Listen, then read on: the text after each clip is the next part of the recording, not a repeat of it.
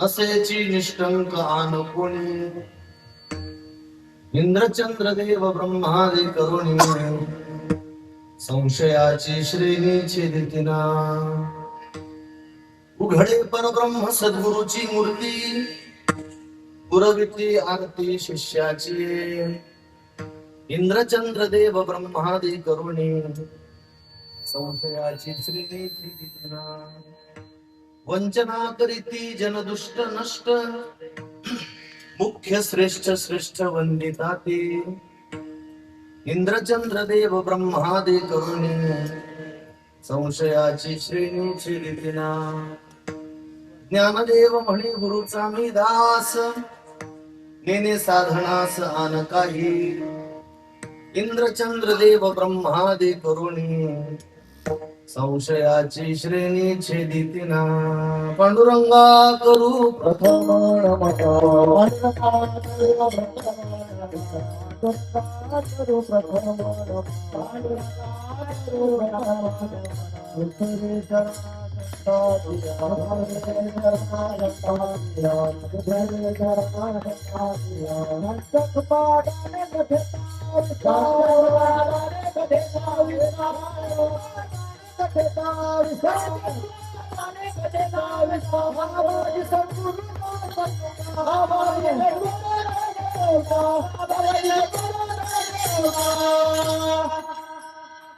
कलावज्ञाची उद्धरार्थावतारम कलंकांकते ज्योतिकामोदि वक्त्रम खलानि शवादापनोदार्ह दक्षम समाधिस्थ मूर्तिं भजे नमो सद्गुरु तुकया ज्ञान दीपा नमो सद्गुरु सच्चिदानंद रूपा नमो सद्गुरु भक्त कल्याण मूर्ती नमो सद्गुरु भास्करा पूर्ण कीर्ती संपाद्य ज्ञानंच विधाय भक्तिं विलोकितो येन समाधिराजते वैराग्यवन्तं सुविचारयुक्तं नमामि जोगं शिरसा गुरुंतं कैलाशीचा देव भोळा चक्र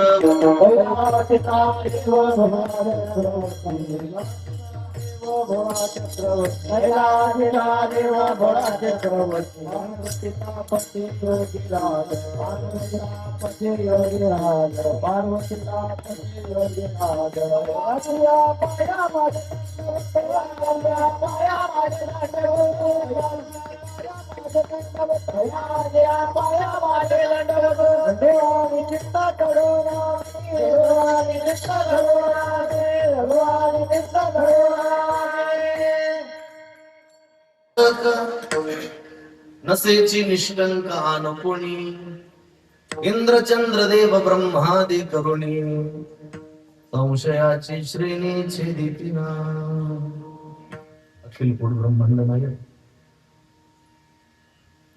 षड्गुण ऐश्वर्य संपन्न जगदाधार भगवान पंढरीश परमात्मा मुक्त कैवल्य तेजोनिधी विश्वमौली ज्ञानोबा आहे वैराग्य राग रसिक जगद्गुरु तुकोबा आहे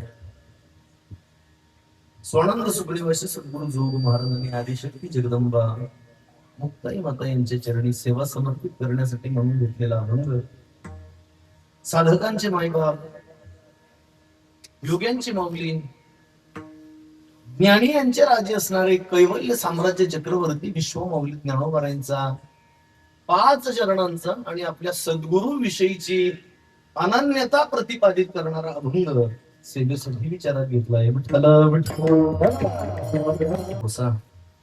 भगवान श्री कपिलेश्वरांच्या या पवित्र दरबारामध्ये आपल्या या कपिलेश्वरचे मठाधिपती आणि आपल्या सगळ्यांचं श्रद्धास्थान असणारे पूजनीय श्री नानांच्या गुरुपूजनानिमित्त संपन्न होणारा हा भक्ती उत्सव आणि त्यातील ही सेवा विठ्ठल विठ्ठल प्रेम करणारी नानावर श्रद्धा असणारी उपस्थित सर्व संप्रदायातील अधिकारी व्यक्ती मी सगळ्यांच्या चरणी विनम्र भावे अभिवादन करून सेवेला प्रारंभ करतो विठ्ठल विठ्ठल गुरुपौर्णिमेचा कार्यक्रम आहे पूजनीय नानांच्या गुरुपूजनाचा हा उत्सव आहे खरं म्हणजे भगवंत संत आणि संत वाङ्मय याच्या चिंतनामध्येच माणसाच्या जीवनाची इति कर्तव्यता आहे. हा परिपाठ संबंध महाराष्ट्रामध्ये ज्यांनी या भागातून घडवून दिला, ज्यांच्या छत्रछायेखाली आपल्या सगळ्यांचा जो परमार्थ आहे तो अतिशय सुसंबद्धतेनं चाललाय, अतिशय सुविद्यपणानं ज्यांच्या छत्रछायेखाली हा आपला सगळ्यांचा परमार्थ सुरू आहे, त्यांच्या ऋणातून उतराई होण्याचा आजचा दिवस. आजचा कार्यक्रम म्हणजे काय तर पूजनीय नानांविषयी आपल्या अंतःकरणामध्ये असणारी श्रद्धा, त्या श्रद्धेच्या प्राकट्यकरणाचा अर्थात त्या श्रद्धेच्या कृतज्ञतेचा दिवस म्हणजे आजचं नानांचं गुरुपूजन. विठ्ठल विठ्ठल. माणसाने कृतज्ञ असावं. एक कृतज्ञ आणि कृतज्ञाला विरुद्धार्थी शब्द आहे महाराज, कृतघ्न. माणसाने जीवनामध्ये कृतघ्न असू नये, माणसाने होता आलं तर जीवनामध्ये कृतज्ञ नसावं. ज्ञ जाणाते म्हणजे जाणणे आणि घ्न हंती म्हणजे विसरणे. केलेल्या उपकारांना जो विसरतो त्याला कृतघ्न म्हणतात, आणि आपल्यावर ज्यांनी उपकार केले त्या उपकारांची जो जाणीव ठेवतो त्याला कृतज्ञ म्हणतात. आज उपस्थित एवढी जेवढी सगळी मंडळी आहे, आज दिवसभर तुकोबारांच्या भाषेत सांगायचं म्हटलं तर धार अखंडित ओघ चालेला नित्य. दिवसभर नानांच्या दर्शनासाठी या ठिकाणी ओघ चाललेलाच आहे. आज दिवसभरात किंवा आतापर्यंत उपस्थित सगळीच मंडळी यांनी नानांविषयीची कृतज्ञता या ठिकाणी व्यक्त केली आहे. माणसाने कृतज्ञ असावं. सांगू, जो कृतज्ञ असतो ना, शास्त्रकारांनी त्या कृतज्ञाची इतकी वंचना केली आहे. महाभारतातला प्रसंग आहे, धावता सांगेन. ज्या वेळेला धर्मराज युधिष्ठिर स्वर्गात गेले, कृतज्ञाला शास्त्रकारांनी सुद्धा जवळ केलेलं नाहीये. माणसाने कृतज्ञ असलं पाहिजे. धर्मराज युधिष्ठिर ज्यावेळेला स्वर्गात गेले त्यावेळेला यमराजाने त्यांना विचारलं, म्हणजे महाराज तुम्ही फक्त एकदा खोटं बोललेले म्हणून तुम्हाला नरकात काही जावं लागणार नाही, पण एकदा खोटं बोलण्याचा दोष, त्यामुळे तुम्हाला नरकाचं दर्शन तेवढं करावं लागणार आहे. आणि म्हणून मी तुम्हाला असं म्हणतो, यमराज धर्मराज युधिष्ठिराला म्हणताय की एकदा तुम्ही खोटं बोलले त्यामुळे तुम्हाला नरकाचं फक्त दर्शन करायचंय, तर मग आधी तुम्ही स्वर्गात राहून दिव्य भोग भोगू इच्छितात आणि नंतर सगळं संपल्यानंतर नरकाचं दर्शन करायचं, तर आधी नरकाचं दर्शन करून येणार आणि मग स्वर्गाचे. हे सगळ्यांना विचारत नाही बरं, तुम्हाला कळतंय याचा मला आनंद आहे.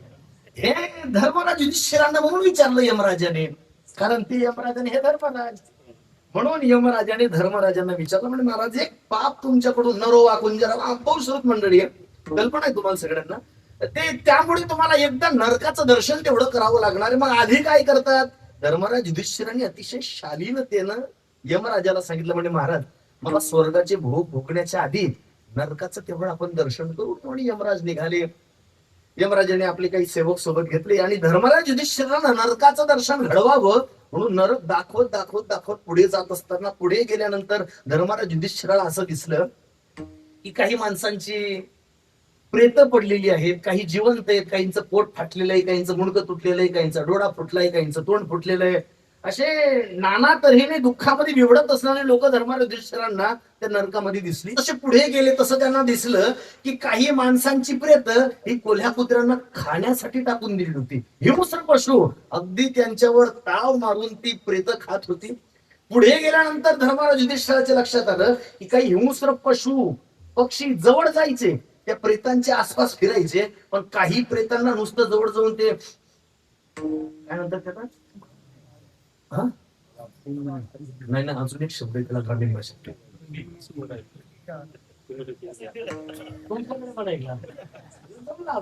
असे बरेच लोक सुंगी असतात, काही ते सुंगतात सगळं इकडे तिकडे इकडे तिकडे इकडे तिकडे सुंगत सुंगत येतात. धरून धरून कपालेश्वर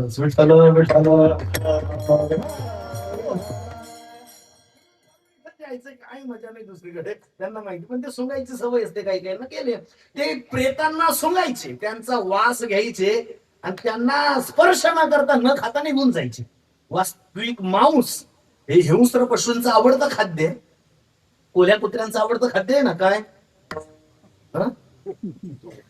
मांस कोणाचं खाद्य आहे? कोल्ह्या कुत्र्यांचं. बरेच कुत्रे खातात चार पायाचे म्हणत. विठ्ठल विठ्ठल.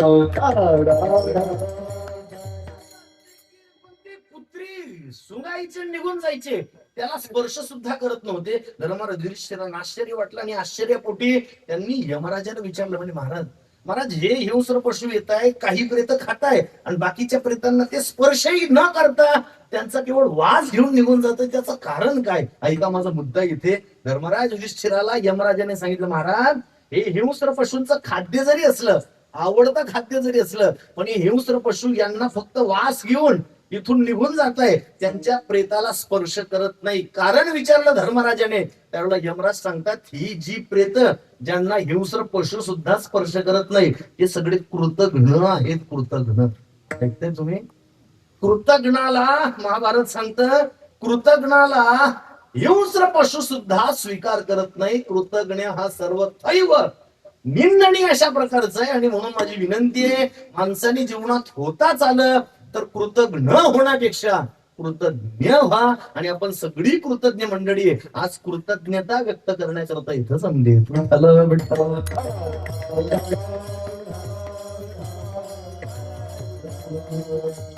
तुमच्या त्या निष्ठेला, तुमच्या त्या श्रद्धेला मी साष्टांग दंडवत करतो. पूजनी नानांचा गुरुपूजनाचा उत्सव आहे आणि त्यांच्या समोरच ही सगळी आपण बोलणार आहोत. आज काय असतं बा, शास्त्रकार असं म्हणतात, गुरुची जी स्तुती असते, गुरुर्वै स्तुत्या प्रत्यक्ष, गुरुची स्तुती ही प्रत्यक्ष करायची असते. अपरोक्ष मित्र बांधव, मित्राची किंवा भावाची स्तुती ही त्याच्या पश्चात करायची असते. ऐका, गुरुची स्तुती ही त्याच्या समोर समोर करायची असते. ज्ञानोबांनी काय स्तुती केली हो गुरुची.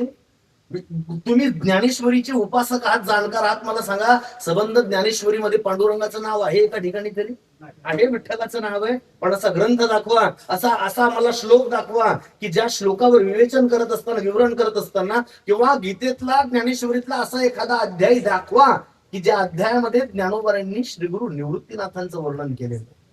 प्रत्येक अध्यायामध्ये श्री गुरु निवृत्तीनाथांचं वर्णन ज्ञानोबांनी केलंय का? श्री गुरु निवृत्तीनाथ समोर बसले आणि शास्त्रकार म्हणतात, प्रत्यक्ष गुरु वै स्तुत्या, गुरुची जी स्तुती असते ती त्याच्या प्रत्यक्ष करायची असते, त्याच्या समोर करायची असते. परोक्ष मित्र बांधव, मित्राची किंवा भावाची जी स्तुती असते ती त्याच्या अपरोक्ष म्हणजे त्याच्या पश्चात, त्याच्या पाठीमागे करायची असते. आपला जो दास असतो, आपला जो सेवक असतो, त्याची स्तुती काम झाल्यानंतर करायची असते. काम झाल्यानंतर स्तुती, कामाच्या आधी स्तुती करून गेली तर काम पूर्ण होत नाही. म्हणून दासाची जी स्तुती आहे, सेवकाची जी स्तुती आहे, ती कामाच्या नंतर करायची असते. आणि शास्त्रकार असं म्हणतात की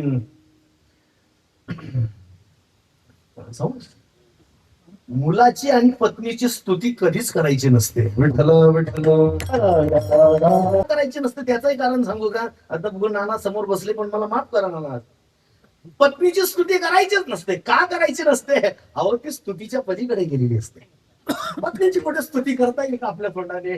आणि म्हणून पत्नीची स्तुती करायची. ऐका ऐका, त्याचं मूळ कारण असं आहे, पत्नीची आणि मुलाची स्तुती करायची नाही का? मूल आणि पत्नी हे माणसाचं स्वरूप असतं, ते माणसापासून अभिन्न अशा प्रकारे असतात. आणि म्हणून त्यांची स्तुती करणं म्हणजे स्वतःची स्तुती करणं आणि आत्मस्तुतीचा दोष लागेल. म्हणून पुत्राची आणि पत्नीची स्तुतीच करू नये. विठ्ठल विठ्ठल.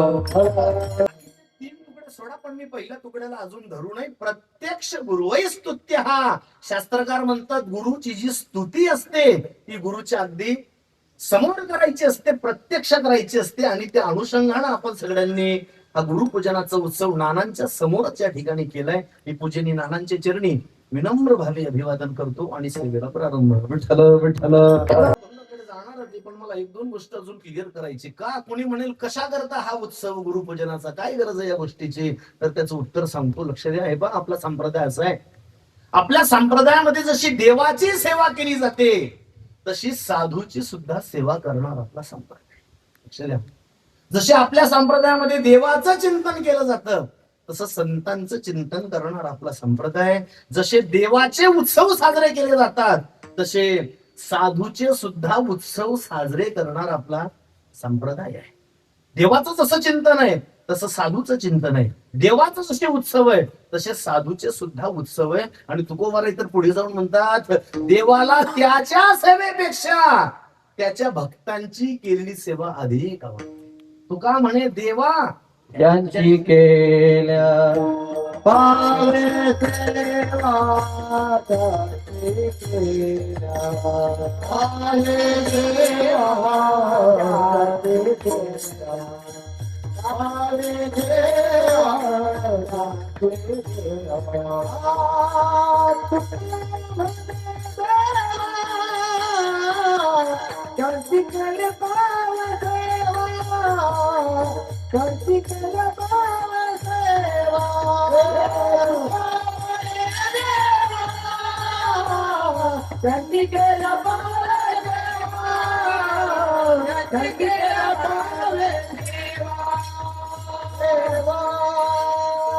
गुरुपूजन उत्सवाचा असा जर कोणी प्रश्न केला तर त्याच्याकरता उत्तर म्हणून घरी येऊन जा. तुकोबा म्हणतात देवाला त्याच्या सेवेपेक्षा साधूची केलेली सेवा फार आवडते. तुका म्हणे संत सेवा हेची देवा उत्तम. देवाला त्याच्या सेवेपेक्षा साधूची सेवा कशी आवडते. मी 2 मिनिटात भागवताचा दृष्टांत सांगून पुढे चालतो. मुद्दा माझा लक्षात राहू द्या. देवाला त्याच्या सेवेपेक्षा भगवत भक्तांची साधूची केलेली सेवा अधिक आवडते. श्रीमद भागवताच्या 7व स्कंधातला काहीतरी प्रसंग आहे. शुकदेव स्वामी महाराज परीक्षितींना सांगतात, राजन आसित गिरीवरो राजन त्रिकूट इति विश्रुतः. शुकमुनी म्हणतात, राजन त्रिकूट नावाचं शिखर होतं. त्या त्रिकूट नावाच्या शिखरावर गजेंद्र नावाचा हत्ती राहत होता. कथा सगळ्यांना माहितीये, मी फक्त भाव सांगतो. गजेंद्र नावाचा हत्ती राहत होता. एकदा जलक्रीडा करण्याकरता तो सरोवरात गेला. एका नकराने अर्थात मगराने त्याचा पाय धरला आणि तुकोबा म्हणतात, गजेंद्र तो हत्ती सहस्त्र वरुषे जडा माझी नकरे पिढीला. 1000 वर्ष युद्ध चाललं त्यांचं. सगळेजण गजेंद्राला सोडून जाऊ लागले आणि एक एक गजेंद्राला सगळे सोडून जात या. महाराज म्हणतात, अंतकाळात त्या परमात्मेशिवाय तुका म्हणे तुला सोडविना कोणी. छत्रपाणी वाचून या. अंतकाळात परमात्मेशिवाय कोणी सोडवत नाही. कोण कोण सोडवत नाही. तुकोबारांनी याच भंगात, मी मगाशी जे म्हणालो ना आता प्रमाण, याच भंगात वरच्या 2 चरणांमध्ये तुकोबारांनी यादी दिली.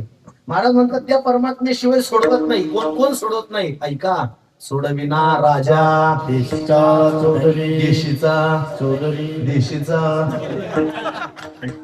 देशीचा चौधरी. ज्या वेळेला आपल्या हिंदुस्थानामध्ये हुकुमशाही होती, अर्थात छत्रपती महाराजांची राजवट होती, त्यावेळेला हिंदुस्थानामध्ये लोकांना काही पदव्या देण्यात आल्या. चौधरी, पाटील, देशमुख या पदवी आहेत. महाजन पदवी आहे. अण्णा महाजन पदवी. महाजन कोणाला म्हणायचे. हुकुमशाहीमध्ये जर गावात भांडणं झाली, हुकुमशाहीत जर गावात भांडणं झाली तर भांडणं सोडवण्याचं काम ज्यांच्याकडे असायचं त्यांना महाजन म्हणायचे. ज्यांनी तुकोबा यांचं ओवीबद्ध चरित्र लिहिलंय ते संत कवी महिपती महाराज तहाराबादकर. महिपती महाराज म्हणतात, तुकोबारांकडे गावची महाजनकी होती. महाराज महाजन होते. महाजन पदवी. पाटील पदवी. पाटील कोण. पाटील एका गावचा कारभार ज्यांच्याकडे असायचा त्यांना म्हणायचे पाटील. तशी चौधरी पदवी. आडनाव नाही, चौधरी पदवी. चौधरी कोण. 4 चौघाल धरी, न्याय निवाडा करी, दॅट्स कॉल्ड चौधरी. महाराज हे सगळं लांबून सांगण्याचं कारण इतकंच आहे. भरत चौधरी हे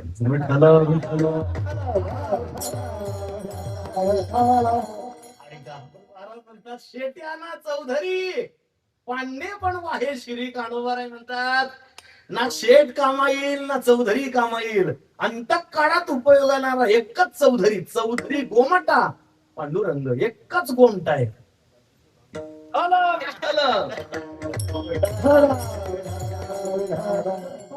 चौधरी परमात्म्याशिवाय परमात्मा तोच अंतकाळात उपयोगाला. तो गजेंद्राच्या लक्षात आलं. गजेंद्राने फुल फेकलं, देवाला अडवलं. देव आले माहिती ना सगळ्यांना. भगवान परमात्मा आले आणि आल्यानंतर भगवंताने आपल्या सुदर्शनाच्या साह्याने त्या नकराचा अर्थात मगराचा उद्धार केला. मगराचा भगवंताने उद्धार केला. हे शब्द महाराज परीक्षितींनी ऐकले आणि शुकमुनींकडे त्यांनी शंका व्यक्त केली. महाराज परीक्षिती शुकदेव स्वामींना म्हणाले, गुरुजी एक अडचण आहे हो, जरा विचारू. शुकमुनी म्हटलं, विचारा की.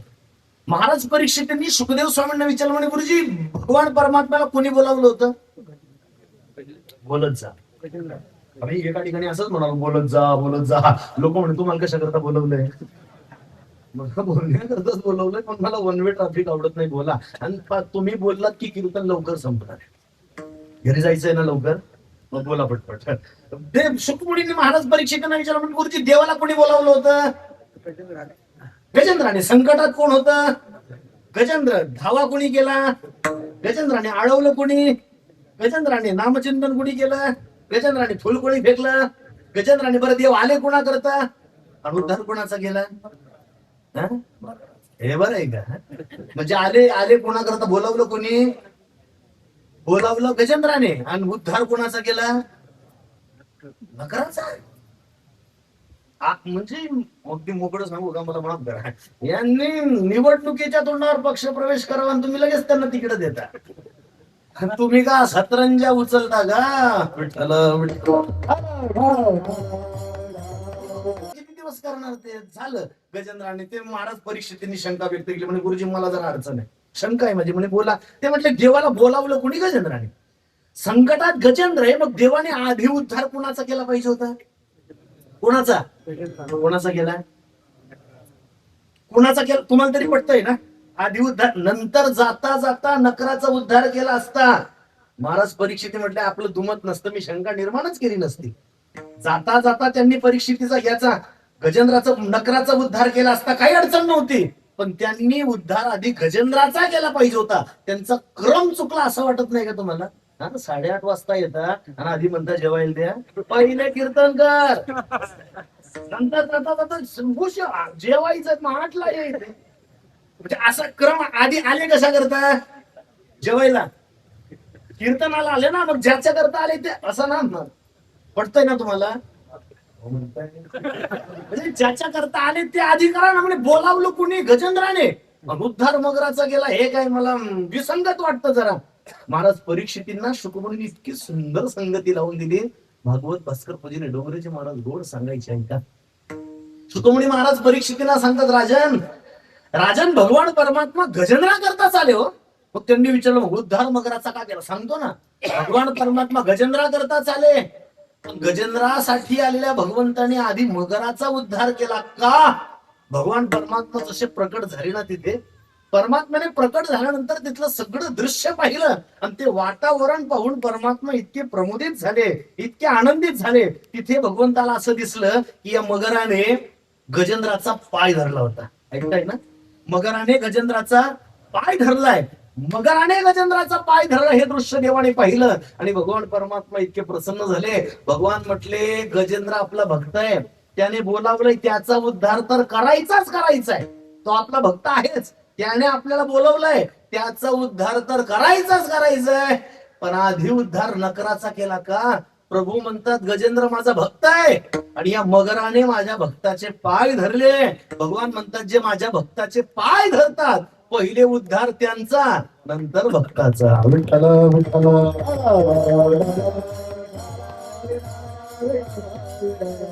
देवाला त्याच्या सेवेपेक्षा साधूची केलेली सेवा. काय ज्ञानोबारांची भाषा आहे. नवली 12व्या अध्यायात म्हणतात, तेही प्राणा परवते आवडती मज निरुते. कोण? जे भक्त चरित्राते प्रशंसिती. ज्ञानोबारांचं जे माझ्या भक्ताचे उत्सव करतात ना, जे भगवत भक्तांचे उत्सव करतात, देव म्हणतात ते मला प्राणापेक्षा सुद्धा जास्त आवडतात आणि आपण देवाला आवडावं म्हणून नानांचा उत्सव. विठ्ठल विठ्ठल. लक्षात आलं? अगदी ग्रामीण भाषेतल्या दृष्टांताने लक्षात आणून देऊ का तुमच्या? देवाला त्याच्या सेवेपेक्षा भक्तांची साधूची सेवा कशी आवडते. काय झालं ते, एका सासूने आपल्या सुनेला सांगितलं, शास्त्रामध्ये तक्र स्नुषा आणि आई सांगितलं. तक्र स्नुषा, तक्र म्हणजे ताक आणि स्नुषा म्हणजे सून. सून म्हणजे ते इंग्लिश मधलं सून नाही. सून हीच आपली सासू सोबत भांडते, ती आपला सासू सोबत येते दृष्टांतामध्ये, ती सून सासू. काय झालं, एका सासूने आपल्या सुनेला सांगितलं, म्हटलं पोरी ते अमक्या अमक्या म्हातारीच्या घरी जाऊन तिच्याकडून ताक घेऊन ये. त्या आपल्या हातात भांड घेतलं, ताक घ्यायला गेली. जिच्या घरी ताक घ्यायला गेली त्या बाईला म्हातारपणात मुलगा झाला, उतार वयात मुलगा झालेला, 1.5 वर्षाचं पोरग. एवढीच पॅन्ट पोराने घातलेली, ओट्यावर बसलाय आणि दोन्ही कार्यक्रम त्याने जागेवर उरकले होते. मग दोन्ही म्हणजे लहान मुलांना संस्कृत मध्ये शिशु म्हणतात. शिशु का शिशु म्हणतात माहिती का? मला ज्याला शी आणि शू कुठे करावे हे कळत नाही त्याला म्हणतात शिशु. दोन्ही कार्यक्रम मुलाने तिथंच उरकले होते. त्याच्या नागपूरचा तोंडापूरशी संगम झाला होता आणि तिथला सगळा प्रवाह ब्रह्मगिरीवर वाहत होता. अवस्थेत बसलाय पोरग, घाणीत बसलं होतं. तिथंच त्याची लग्बी ते सगळं चिवडत बसलं. हे आपली ताक घेण्याकरता त्या घरात गेली. घरात जात असताना त्या मुलाकडे पाहिलं आणि ते घाणीतलं बरोबर नाकतोंड मुरडलं. आणि आज जाऊन त्या मुलाच्या आईला म्हटली, बाई पोरग तुमचं आहे का? काय म्हणजे ते आल्यारडा इथे त्याचं ते शेंबूडने शिन कसं तुम्हाला त्याच्याकडे सगळं ते मुलाचे म्हटलं शहाणे कशा करत आली ते सांग. ते म्हणे काय नाही, जरा मला ताक पाहिजे. हे म्हणे घरी जा, ताक नाही. म्हटले ताक आहे ना, तू घरी जा म्हणते ना, ताक नाही. रिकामी काढून दिली. ही घरी आली. घरी आल्यानंतर सासूने विचारलं, म्हणून का ताक नाही आणलं? ती म्हटली आता विनाकारण पाठवलं, ताकच नाही त्यांच्याकडे. आता आपल्या घरचा कार्यक्रम कसा आहे सासू चांगला माहित होता. ही फाटक्या तोंडाची होती. कोण? दोन म्हणता का घरी जायचं नाही वाटत. हे फाटके सासूला चांगला माहित होतं. सासू म्हटली का ग काय आगाऊपणा करून आली का तिथे? काय बोलली का? ते म्हटली बोलली काय नाही, फक्त मी विचारलं. ते पोरग ओट्यावर बसलं होतं आणि ते सांगा म्हणे भांड. सासूच्या सगळा प्रकार लक्षात आला. तिच्या हातचं तेच भांड घेतलं आणि त्याच घरी सासू ताक घ्यायला गेली. ते पोरग लक्षात आहे का तुमच्या? कोणतं? त्याचं काम आहे आपल्या लेखात. हे घरात जातात आता एकटी नाही गेली. ते पोरग जसं बसलं होतं तसं मुद्दे मला सकट उचललं, कडेवर घेतलं, घरात गेली आणि मुलाच्या आईला म्हटली, गंगे लाज नाही वाटत तुला? नवस असं करून लोकांना परवत नाही. काही काय करतात लोक, कुठे कुठे जातात माहितीये तुला? ती भावनगरची म्हातारी गेली का? गेली का? तुझ्या दरवाला बाबा गेला चालली तयारी. अगं अगं काय काय करतात लोक, कुठे कुठे जातात? तुला एवढा ओंडच पोरगा देवानं दिला आणि तुला त्याची बोलता बोलता म्हातारीने आपल्या पदरात त्याच्या नाकातला सगळा मसाला ओढून घेतला. त्याचं तोंड पुसलं. पोरगा हसायला लागलं. मुलाच्या एक ती म्हातारी म्हटली, पोरे अगं आपल्या अख्ख्या बागलान तालुक्यात याच्या इतकं गोड पोरगा आहे का कोणाचं? हा, दोन कामं कमी करत जा आणि जरा मुलाकडे व्यवस्थित लक्ष ठेवून जा. किती गोड पोरग तुझं, कसं बोलतं, कसं हसतं, कसं दिसतं. मुलाची आई जाम खुश झाली. मुलाची आई म्हातारीला म्हणाली, आत्या तुम्ही पहिले आत या. आत्या आत्या आत्या आत घेतली, खुर्चीवर बसवलं. बोला काय काम काढलं, कशा करता आल्या? म्हातारी म्हटली, काय नाही, मला कढी करायची, ताक पाहिजे. ही म्हणे, बसा मी चहा ठेवते आणि तुम्ही जाताना दही घेऊन जा. संपलं दृष्टांत. बोला सून काय करायला आली होती? सून रे होणार. सून सून काय करायला आली होती? सून ताक घ्यायला आली होती, पण शिव्या खात घरी गेली. सासू ताकच घ्यायला आली होती, पण चहा पिऊन दही घेऊन गेली. का का कशामुळे? अहो सुनेनं मुलाला शिव्या घातल्या, आईला खपलं का? सुनेनं मुलाला शिव्या दिल्या, आईला सहन झाला नाही, शिव्या दिल्या. पण मुलाचं कौतुक केलं ना, मुलाचं कौतुक केलं, काही खुशच होते. तसे तुम्ही जर पंढरीला गेलात तर पांडुरंगाला लाख शिव्या द्या. म्हणजे एकदम उघड उघड देऊ नका. गेले तुम्ही पंढरपूरला तर पांडुरंगाला लाख शिव्या द्या, पण पांडुरंगाला जे भक्त आवडतात त्यांची स्तुती केली की देव प्रसन्न होतो. म्हणून हा कार्यक्रम दावी वाटा येऊन विवेक तीर्थ तटा धोणी आवडकटा बुद्धीचा जेणे ज्यांनी आपल्या सगळ्यांच्या बुद्धीवर आलेला गंज, काय त्याला ग्रामीण भाषेत बोलू, सगळी ज्यांनी काढून टाकली, जो गंज ज्यांनी बुद्धीवरचा काढून टाकलाय आणि सुविद्य अशा प्रकारचा परमार्थाचा मार्ग ज्यांनी आपल्याला दाखवलाय, ते आपल्या सगळ्यांचे सद्गुरू असणारे पूजनीय नानांविषयीच ज्ञानोबारांच्या शब्दांमध्ये काहीतरी बोलता यावं म्हणून ज्ञानोबारांचा हा अभंग सेवेत आपण विचारात घेतलाय. पाऊण तास आपल्याकडे शिल्लक आहे आणि पाऊण तासात सगळं पाहून घ्यायचं. कोणी म्हणेल पाऊण तासात कीर्तन करता येतं का? तर क्लिअर करून देतो, पाऊण तासात कीर्तन करता येतं.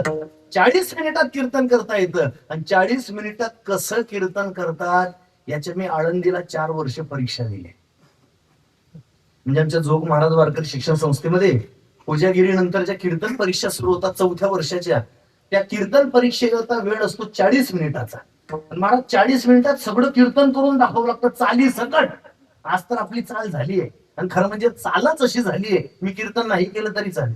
म्हणजे मला वाटतंय असं नाही महाराज, ऐकणाऱ्यांपैकी बऱ्याच जाणकार लोकांच्या मनात डुलत होत्या, चाल गोड झाली, मी कीर्तन करण्याचं काही काम नाही, फक्त लांबून आलोय पेट्रोल खर्च नाही करण्याचं. काय काय ऐकावं पण नाही महाराज, सुंदर चाली सकट 40 मिनिट असतात. आज चाल वगळता 40 मिनिट शिल्लक आहे. मी तिथं परीक्षा देऊन आलोय आणि तुमच्या सगळ्यांच्या आशीर्वादानं मी ती परीक्षा पास झालोय. तिथं परीक्षा देऊन आलोय. आज पूजनी नानांसमोर परीक्षा समजून परीक्षेचं 40 मिनिटाचं कीर्तन त्यांच्या चरणी अर्पण करतो. विठ्ठल विठ्ठल. सद्गुरूंविषयी आपल्या अंतःकरणामध्ये असणारी निष्ठा ती प्रतिपादित करत आहे. ऐका, हे बा जो खरा भगवत भक्त असतो ना, मी खरा म्हणालो या, जो खरा भगवत भक्त असतो त्याच्या अंतःकरणामध्ये नेहमी एकच विचार चालू असतो की भगवान परमात्म्याने आपल्यावर प्रसन्न झालं पाहिजे. खरं म्हणजे परमार्थामध्ये अशा काही जोड्या ठरले, जशा व्यवहारामध्ये जोड्या आहेत तशा परमार्थातल्या काही जोड्या ठरलेल्या आहेत. व्यवहारातल्या जोड्या आहेत. जो सेवक असतो त्या सेवकाच्या अंतःकरणात महाराज नेहमी एकच विचार चालतो की आपल्या मालकाने आपल्यावर प्रसन्न राहिलं पाहिजे. जी पतिव्रता माऊली असते तिच्या अंतःकरणात नेहमी एक विचार असतो की आपल्या मालकाने आपल्यावर नेहमी प्रसन्न राहिलं पाहिजे. जो सत्शिष्य असतो त्या सत्शिष्याच्या अंतःकरणात नेहमी एकच विचार चालतो, आपल्या गुरु महाराजांनी आपल्यावर नेहमी प्रसन्न राहिलं पाहिजे. तसा जो खरा भगवत भक्त असतो त्याच्या अंतःकरणात नेहमी एक विचार असतो की भगवान परमात्म्याने आपल्यावर प्रसन्न राहिलं पाहिजे. परमात्म्याची प्रसन्नता प्राप्त करून घेण्याकरता त्याच्या जीवनात सारखा खटाटोप चालू असतो. त्याच्या जीवनातली जेवढी काही खटाटोप आहे तो सगळा परमात्म्याच्या प्रसन्नतेकरता. का? परमात्म्याला प्रसन्न करून घ्यावं आणि परमात्म्याला प्रसन्न करून भवसागर तरुण पलीकडे जावं. कारण भवसागर तरुण पलीकडे जाणं महाराज म्हणतात स्वसामर्थ्याने जवळजवळ अशक्य अशा प्रकारची गोष्ट आहे. का स्वतःच्या सामर्थ्याने भवसागर तरुण पलीकडे जाणं ज्ञानोबा म्हणतात अशक्यप्राय अशा प्रकारची गोष्ट आहे. तुमची आपली गोष्ट सोडा, आपण पुढे त्याचं चिंतन करणार आहे. पण सांगतो तुकोबा म्हणतात करिता विचार तो हा दृढ संसार ब्रह्मादिका पार नुल्लंघवे सामर्थ्य. हा भवसागर इतका दुस्तर आहे, हा भवसागर इतका कठीण आहे की ब्रह्मादिक देवांना सुद्धा स्वसामर्थ्याने तो पलीकडे जाता येत नाही. माऊली म्हणतात त्या भवसागर तरुण जाण्यामध्ये गंमत आहे. येथ एक नवलावो. माऊली म्हणतात एक आश्चर्याची गोष्ट आहे भवसागर तरुण जाण्याच्या बाबतीत. कशी? येथ एक नवलावो जो जो की जे तरुणो पावो तो तो होय आपा. माऊली म्हणतात या भवसागर तरुण जाण्यात माणूस जेवढे काही तरुणोपाय करतो, जेवढे उपाय करतो ना ते सगळे अपाय ठरतात. तुकोबारी म्हणतात सुटायाचा काही करीतो उपाव तो हे देखे पाव गोवे. ती दलदल माहिती तुम्हाला? दलदल ऐकली असेल ना? दलदल ती चिखलाची रेतीची वाळूची दलदल असते. त्याच्यातून माणूस जेवढा बाहेर निघण्याचा प्रयत्न करतो ना बाबा ते तसे आत खेचला. एखादा दोऱ्याचा गुंताडा असतो, तो गुंताडा झालेला महाराज, तो दोऱ्याचा गुंताडा माणूस जेवढा उलगडण्याचा प्रयत्न करतो तो उलगडत नाही, तो पुन्हा गुंतत जातो. माऊली म्हणतात भवसागराच्या बाबतीत तसाच आहे. स्वतःच्या सामर्थ्याने माणूस जेवढा बाहेर सुटण्याचा प्रयत्न करतो तेवढा या भवसागरामध्ये आत खेचला जातो, आत खेचला जातो. स्वसामर्थ्याने भवसागर करून पलीकडे जाणं सगळ्यांकरता अशक्य प्रयासाची गोष्ट आहे. का म्हणतात भवसागर तरुण पलीकडे जाण्याकरता जे बळ लागतं ना ऐसे नाही बळ कोणापाशी.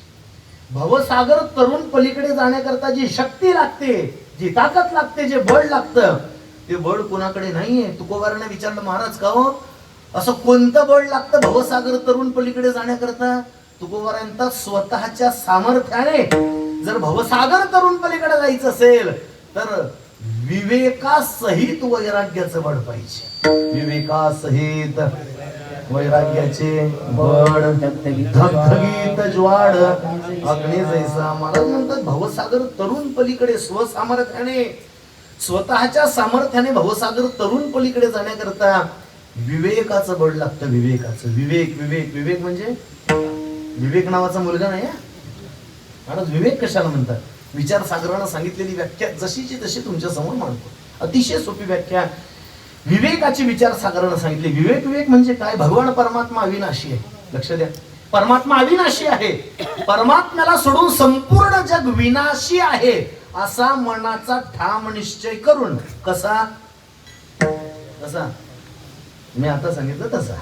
भगवान परमात्मा अविनाशी आहे आणि परमात्म्याला सोडून संपूर्ण जग विनाशी आहे असा मनाचा ठाम निश्चय करून परमात्म्याच्या प्राप्ती करता जगातल्या सगळ्या गोष्टींचा त्याग करणं याला म्हणतात.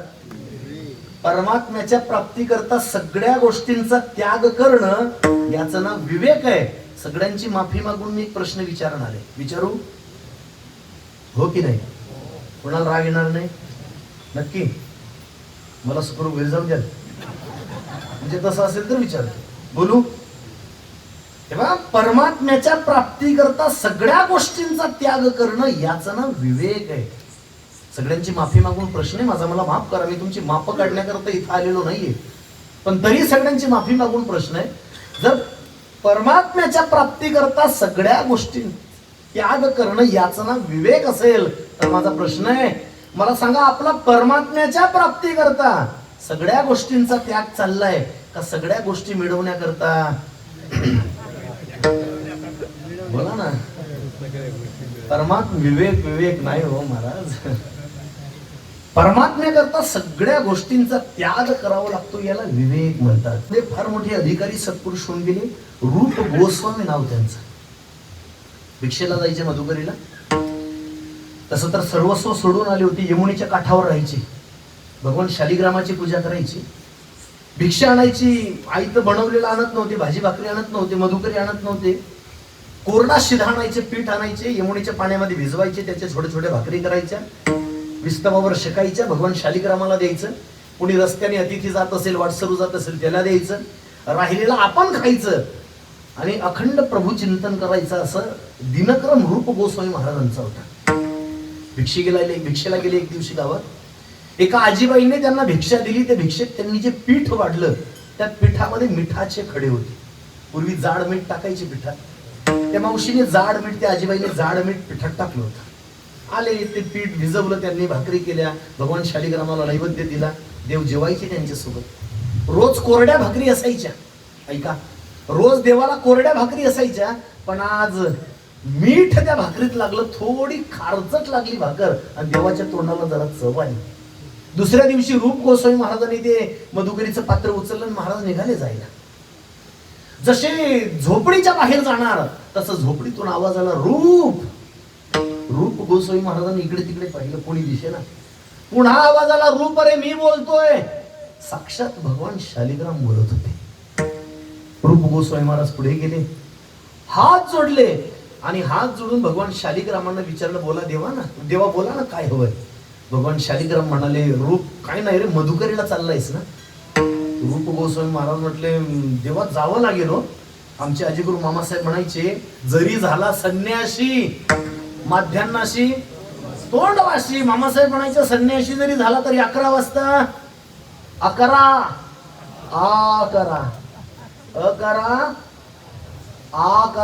वाजता बरोबर माणसाचं तोंड आ होता. आ सकाळी तोंड आच होता. जांभळ्यांचे 2 प्रकार असतात. ज्या जांभळे येतात त्यांचे 2 प्रकार, काही झोपेचे असतात आणि काही भुकेचे असतात. सकाळी 11 वाजता जे येतात त्या भुकेच्या असतात, आणि आता तुम्हाला जे येतील थोड्या वेळाने त्या नाही, मी त्याच्या हातच आवडणार, त्या झोपेच्या असणार आहे. ते आ होतच, माणसं आपसूक तोंड आवत, इच्छा नसली तरी. रूप गोस्वामी महाराज म्हटले, तेव्हा जावं लागणार. मी जर मधुकरीला नाही गेलो तर पोटात काही नसणार आहे, आणि पोटात काही नसणार तर तुमचं भजन कसं लागणार आहे? नको जाऊ का? भगवान शालिग्राम म्हणाले, जाऊ नको असं म्हणतोय का मी? जा, पण एक काम करशील का? रूप गोस्वामी महाराज म्हटले, बोला ना देवा. ऐका, भगवान शालिग्राम म्हणाले, रूप, अरे येताना आज मधुकरीत थोडं तूप आणशील का? तूप. रूप गोस्वामी महाराजांनी विचारलं, देवा तूप कशा करता? देव म्हटले, काय नाही, ते रोज कोरड्याच भाकरी खात होतो ना, काल जरा मीठ निघालं भाकरीत, थोडी चव आली तोंडाला, खारचट. ते रोज कोरड्या भाकरी असतात. एखाद दिवशी तुपाचं मोहन असलं, मोहन माहितीये? मोहन, ते बट्टी वगैरे तुमच्याकडे आहे का प्रकारचं बट्टीचा? ती बट्टी वगैरे करताना त्याच्यात तुपाचं तेलाचं मोहन दिलं जातं, ते नरम होण्याकरता. अरे एखाद दिवशी तुपाचं मोहन असलं की जरा बरं असतं, तूप आणशील का? तूप शब्द रूप गोस्वामी महाराजांनी ऐकले आणि देवावर भांडणाऱ्याच्या पवित्र्यात जणू काही चौतरल्यासारखे देवाला सांगतात, देवा हे आपल्या झोपडीतल्या काय असेल नसेल तर सगळं आवर आणि निघ इथून. भगवान शालिग्राम थरथर कापायला लागले, रूप अरे असं का बोलतोय? रूप गोस्वामी महाराजांनी सांगितलं, देवा ज्या तुझ्या प्राप्ती करता या सगळ्या गोष्टी मी मागे टाकून आलोय, फक्त कोरड्या भाकरी खाऊन तुझं चिंतन करतोय. सगळ्या गोष्टी तुझ्या प्राप्ती करता मागे टाकून आलोय, त्याच गोष्टी आज मिळवायला सांगतोय. आज तूप सांगितलं, उद्या दूध सांगशील, परवा दही सांगशील, भजन राहील बाजूला, आणि हे सगळं गोळा करत बसायचं का? जमणार नाही आपल्याला, निघेत होण. भगवान शालिग्राम थरथर कापताय आणि हात जोडून रूप गोस्वामी महाराजांना विनवताय, रूप अरे रोज देतो त्या कोरड्या भाकरी सुद्धा देऊ नको, पण मला तुझ्या झोपडीतून बाहेर जायला सांगू नको, याला विवेक म्हणतात. प्राप्तीकरता सगळ्या गोष्टींचा त्याग करणं, याचं ना विवेक आहे. विवेक. तुम्हाला राग येणार नसेल तर अजून सांगतो पुढचं. काय ते ब्रह्मचैतन्य गोंदवलेकर महाराजांचं नाव ऐकलंय तुम्ही? सातारा जिल्ह्यामध्ये मान तालुक्यामध्ये गोंदवले नावाचं गाव, फार मोठे अधिकारी सत्पुरुष होऊन गेले. हिमालयाच्या उंचीचा नामधारक महात्मा होता. त्यांचं नामचिंतन काहीतरी अमृतधारा असं एक पुस्तक आहे. 365 दिवसांचे त्यांनी भगवत भक्तांना केलेली, मोठे अधिकारी सत्पुरुष होते गोंदवलेकर महाराज. म्हणतात गोंदवलेकर महाराज एकदा मी विवेक कशाला म्हणतात त्याच्याकरता सांगतोय. गोंदवलेकर महाराज काशीला जाण्याकरता निघाले. जुना काळ, बैलगाडीमध्ये सगळं सामान भरलं. गोंदवलेकर महाराजांच्या मातोश्री सुद्धा जाण्याकरता निघाल्या. परत कधी येतील काय, पूर्वी जाणं अप्रूप असायचं. मला आठवतं आमच्या लहानपणी नाना ज्या वेळेला पंढरपूरला कोणी जायचं ना, सगळं गाव त्यांना सोडायला निघायचं. आता जाऊनही येतात लोक. ते परत आलो कळव तोबा गर्दी त्यांना भेटण्याकरता. ते गोपीचंदन द्यायचे, खडा, बुक्याची पुडी, थोडा प्रसाद, तो काळा गंडा, काय राहिलं नाही आता. काय पूर्वी दळणवळणाची फारशी साधनं होती आणि त्यामुळे हे सगळं लोकांना जरा कौतुकासारखं वाटायचं. गोंदवलेकर महाराज कधी परत येतील काही माहित नव्हतं. बैलगाडीत सगळं सामान भरलं, त्यांच्या मातोश्री जाण्याकरता निघाल्या. त्यांचा मोठा चिरेबंदी वाडा होता.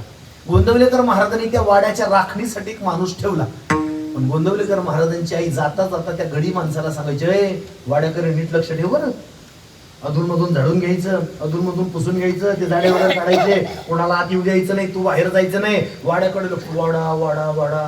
गोंदवलेकर महाराज म्हटले, आई चालली, बोला ना, आवाज चालली पंढरपूर, आई चालली काशीला आणि जीव गुतलाय वाड्यात. गोंदवलेकर महाराज म्हटले, आई अगं ते आज आपल्याला काही काशीला जायचं नाही, आपण उद्या जाऊ. आईने विचारलं का रे? नाही म्हटले, आई आज काही मुहूर्त नाहीये चांगला, आपण उद्या जाऊ. ठीक आहे. गोंदवलेकर महाराजांनी त्या दिवशी जाणं रद्द केलं आणि संध्याकाळी गावातली काही प्रतिष्ठित लोक बोलावली आणि गोंदवलेकर महाराजांनी आपला वाडा विक्री काढला. राहता वाडा, ज्या वाड्याच्या राखणी करता माणूस ठेवलेला, तो वाडा त्यांनी विकायला काढला. का? आईचा जीव गुंतलाय ना. मग वाड काय ते म्हणतात ना, ना रहेगा ना बजेगी, वाडाच राहणार नाही तर आईचा जीव गुंतेल कशात. त्यांनी वाडा विकला आणि गोंदवलेकर महाराज काशीला गेले. तुम्ही विपर्यास करत नसाल आणि कुणाला जर म्हणजे तुम्ही गैरसमज करून घेत नसाल तर मी पुढचं वाक्य बोलतो आता, मला माफ करा, मला खरंच सुखरूप घरी जायचंय. म्हणजे विपर्यास कोणी करू नका माझ्या पुढच्या बोलण्याचा. गोंदवलेकर महाराज वाडा विकून काशीला गेले. ऐकताय? विकून काशीला गेले. काहींनी काशीला जाऊन वाडे बांधले. परमात्म्याच्या प्राप्ती करता सगळ्या गोष्टींचा त्याग करणं, याचं नाव विवेक आहे. आणि भवसागर तरुण पलीकडे जाण्याकरता बळ लागतं. कोणतं? विवेकाचं बळ लागतं. बोला ना, विवेक कुठे आहे? कुठे विवेक? आता माफ करा मला, पण विवेक, वैराग्य, हे 2-4 मोजकी महात्मे जर आता बोटावर मोजणे इतकी अशी काही महात्मे सोडली तर विवेक आणि वैराग्य या शब्दांना वैधव्य प्राप्त झाले. हो, विवेक वैराग्य विधवा झालंय. न जाणो कधी चांगली दिवस येतील यांना सौभाग्य प्राप्त होईल. भवसागर तरुण पलीकडे स्वतःच्या सामर्थ्याने जायचं असेल तर विवेकाचं बळ लागतं, वैराग्याचं बळ लागतं. आणि विवेक वैराग्य आता कोणाजवळ नसल्या कारणाने भवसागर तरुण जाण्याचा पहिला मार्ग जवळ जवळ सगळ्यांकरता बंद आहे. काही साधक ज्यांनी भवसागर तरुण जाण्याची, ही संसार सागर तरुण जाण्याची सगळी काही जी साधनं असतील ती सगळी साधनं अवलंबून पाहिली, पण त्यांना काही स्वसामर्थ्याने भवसागर तरुण जाणं शक्य होईना.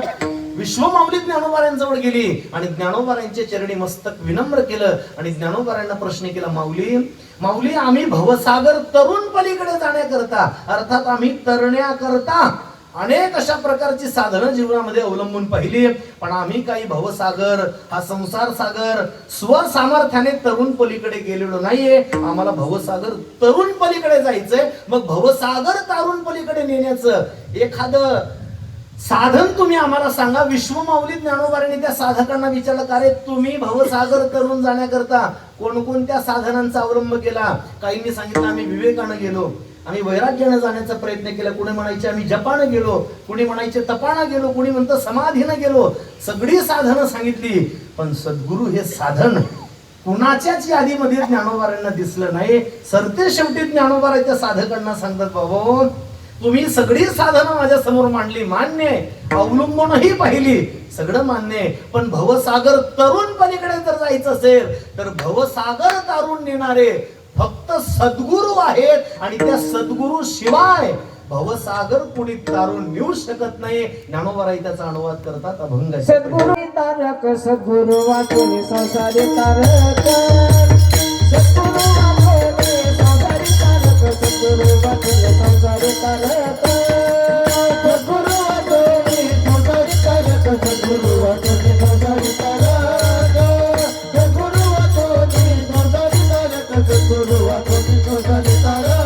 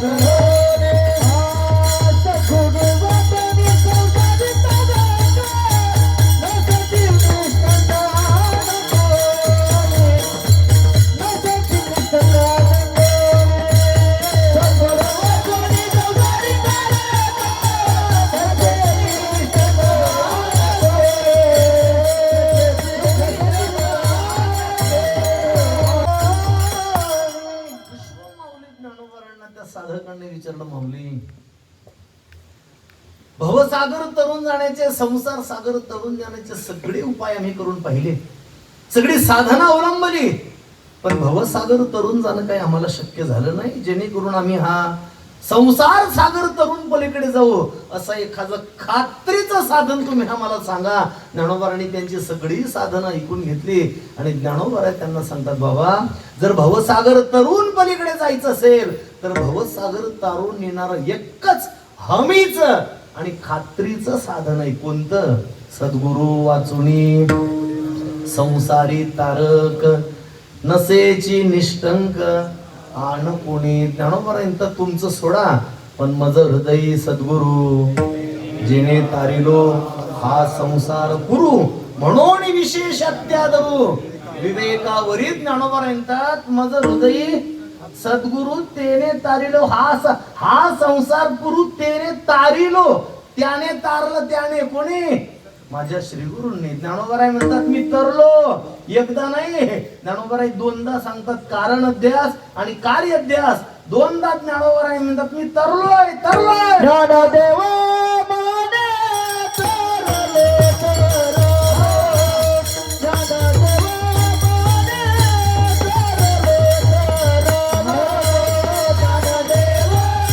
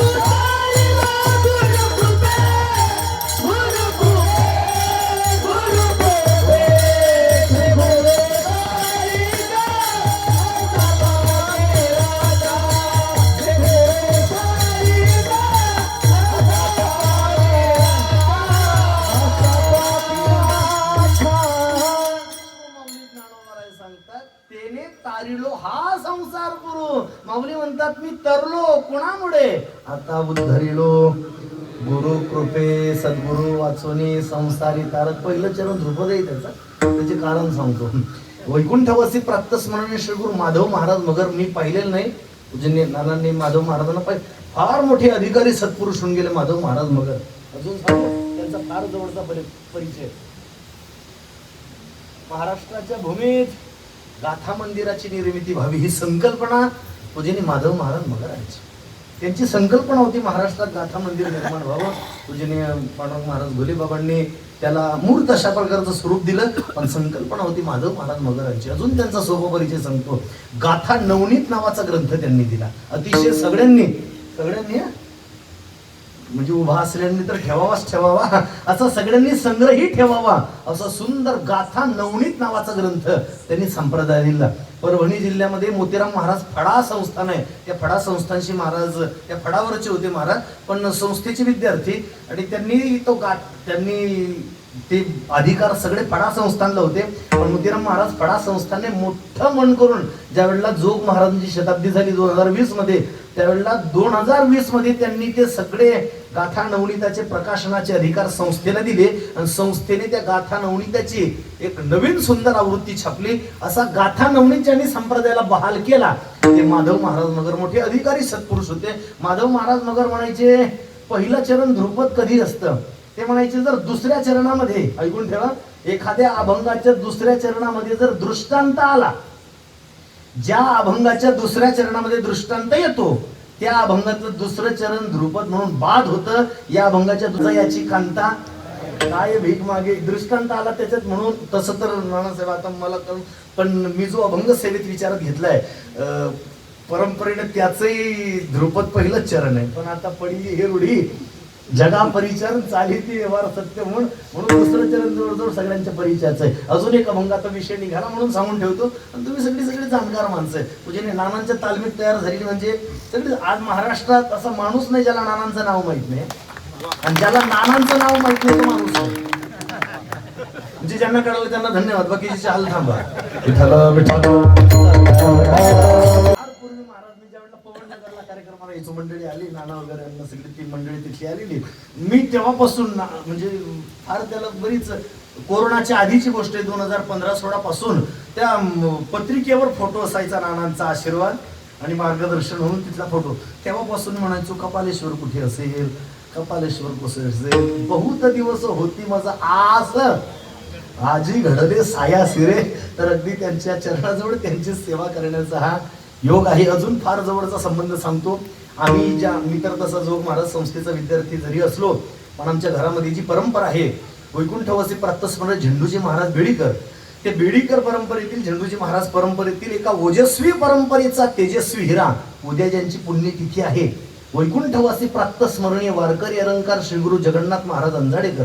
पूजनीय नानांची कीर्तन आमच्या पंढरपूर संस्थानला कायम असतात. या अधिक मासात नानांची सेवा त्या ठिकाणी होती. जगन्नाथ महाराज अंजाडेकर असे साधू होते. ते वर्षातून 9.5 महिने पायी चालायचे. वर्षभरातल्या सगळ्या वाऱ्या आळंदी पंढरी जाणे, आळंदी जाणे येणे, आषाढी कार्तिकी पंढरी जाणे येणे, पैठण जाणे येणे, त्र्यंबक जाणे येणे, मुक्ताई जाणे येणे, सगळे त्यांचे 9.5 महिने पायी चालायचे. आणि राहिलेल्या 2.5 महिन्यामध्ये मग ते गावाकडचे मुक्काम साधायचे. त्याच्यातच त्यांचे जे गुरु होते, आळंदीला चाकण चौकात ज्यांच्या नावे धर्मशाळा आहे, तोताराम महाराज गाडेगावकर, खानदेशवाडा ज्यांच्या नावाने आहे, ते तोताराम महाराज गाडेगावकर यांनी 1928 साली जगन्नाथ महाराजांना जो अनुग्रह दिला तो दासाच्या घरात दिला. आमच्या घरात जगन्नाथ महाराजांना जो अनुग्रह दिला. आणि त्याच्यामुळे संस्थांची फार उद्या बाबांची पुण्यतिथी आहे. तिथून चालून उद्या बाबांच्या पुण्यतिथीचा कालाच दासाकडे असतो. मी महाराजांना म्हणालो तर नानांचे आणि आमच्या संस्थांपासून फार जुने संबंध जरी असले, पण त्यांच्या चरणी त्यांच्या समोर सेवेचा हा पहिला योग. विठ्ठला विठ्ठला म्हणत होतो असं की पहिलं चरणीला ध्रुपद असतं. विश्व माऊली ज्ञानोबारांना विचारलं. चला ज्ञानोबारांना प्रश्न केला, माऊली आम्ही सगळी साधना अवलंबून पाहिली, पण भवसागर तरुण पलीकडे जाणं, संसार सागर तरुण जाणं आम्हाला काही शक्य होत नाही. असं एखादं खात्रीचं आणि हमीचं साधन सांगा ज्याने आम्ही संसार सागर तरुण पलीकडे जाऊ. ज्ञानोबा सांगतात, सद्गुरु वाचोनी संसार सागर तरुण पलीकडे जायचंय ना, मग या कपालेश्वरला आणि करा यांची शरणागती. विठ्ठल विठ्ठल. निष्ठंगा, निश्चयाने, निष्ठंग शब्दाचा अर्थ निश्चयाने. ज्ञानोबा म्हणतात निश्चयाने सांगतो, सद्गुरु शिवाय भवसागर तारून पलीकडे नेण्याची क्षमता कुठल्या साधना. माऊली म्हणतात लोकांनी अनेक साधनं करून पाहिली.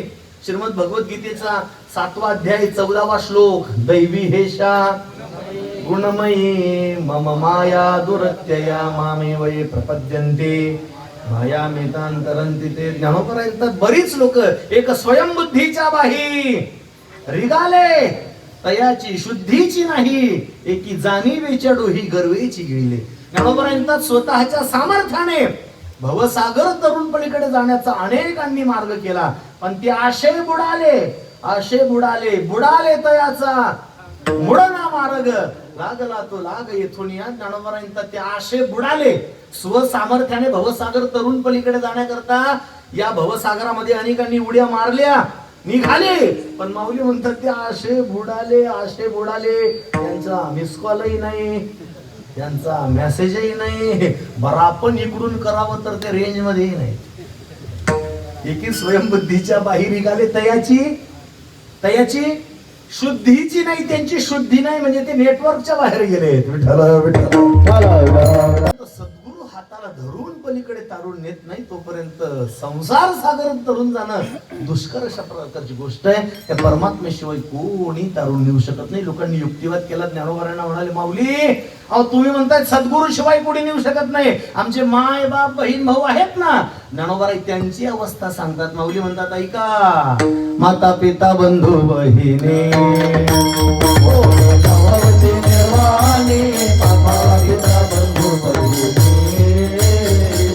माता पिता बंधू बहिणी, माता पिता बंधू बहिणी, इष्ट मित्र स्वजन सुखाची मांडणी, इष्ट मित्र स्वजन इष्ट मित्र स्वजन सुखाची मांडणी, इष्ट मित्र स्वजन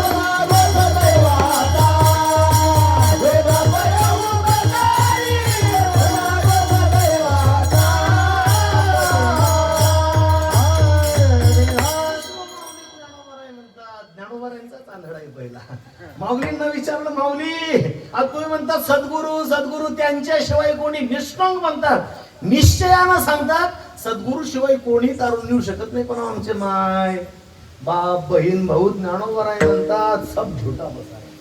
माता पिता बंधू बहिणी कोणी नपवती निर्वाणी, इष्ट मित्र स्वजन सखे हेतो सुखाची मांडणी, एकला आम्ही दुःख भोगी तेथे कोणी सोडविना. एका सद्गुरु वाचुनी, सद्गुरु वाचुनी संसारी तारक नसेची निष्ठंक. संसारामध्ये घालणारे भरपूर आहेत, त्याच्यातून बाहेर काढणारे फार मोजके. घालणारे भरपूर आहेत. जी भावांना आहे ना केकवारीची अण्णा, लग्नाला किती वर्ष झाले असते अंदाजे? अंदाजे सांगा. लग्नाला 70 वर्ष झाली असते ना. आता काय वय आहे तुमचं? तुला अण्णा ओळखीचे म्हणून त्यांना विचार वय वय आता काय तुमचं? नाही नाही तुमचं वय विचारलं मी. 76. 6 वर्ष लग्न. वय 76 वर्ष, 60 वर्ष झालं असेल. लवकर लग्न व्हायचे ना. 16-17 वर्षाचे असतात. जाऊ द्या आपण 16 राहून बिघड धरू आपण 50. 50 वर्ष लग्नाला झाली असतील. आज टिकवारीचीच पंगत होती ना महाप्रसाद सगळा तुमच्या गावचं होतं समजा. 50 वर्ष तुमच्या लग्नात झाली असतील. तुम्हाला आठवतं का लग्नाला किती लोक होते तुमच्या? तरी अंदाजे 100 200 400 लोक होती. बरोबर 400 लोक तुमच्या लग्नात होती. बरं मला माफ करा, एवढा तुमचा संसार झाला, एखाद्या वेळेला तर खटकलं असेलच. म्हणजे होतं असं, संसार आहे, भांडण लागल्यावर आवाज येतोच. एखाद्या वेळेला 400 लोक तुमच्या लग्नात होती, तुमचं एखाद्या वेळेला आईसोबत भांडण झालंच असेल. आई म्हणजे आमच्या मातोश्री, त्यांच्यासोबत एखाद्या वेळेला भांडण झालं असेल. ते भांडण झाल्यानंतर सोडवायला किती लोक आले? संसारात घालायला किती आले होते? 400. काढायला घालायलाच लोक येतात संसारात. काढणारे फक्त एकच असतात. तुमचे आपले काढणारे एकच आहे, नाना विठ्ठला विठ्ठला. घालणारे खूप आहे तो संसारात, पण संसार सागरातून बाहेर काढणारे मात्र एक असतात, ते म्हणजे सद्गुरु ज्ञानोबारांचा. संपलाय. पुढचा अभंग सुटल्याच जमा म्हणून समजा. एक चरण सोडणार आहे आणि 4 चरण सोडणार आहे म्हणजे संपलाय. हे बा, ज्या वेळेला उमेश महाराजांचं आमचं कार्यक्रमाच्या आमंत्रणा संदर्भात बोलणं झालं, त्यावेळेला असं आमचं काही ठरलेलं नव्हतं की अभंग पूर्ण सोडवावा लागेल. महाराज ठरलंय नाही म्हणजे मी ठरवून आलेलो नाही आणि ठरवूनही आलेलो नाही. विठ्ठल विठ्ठल.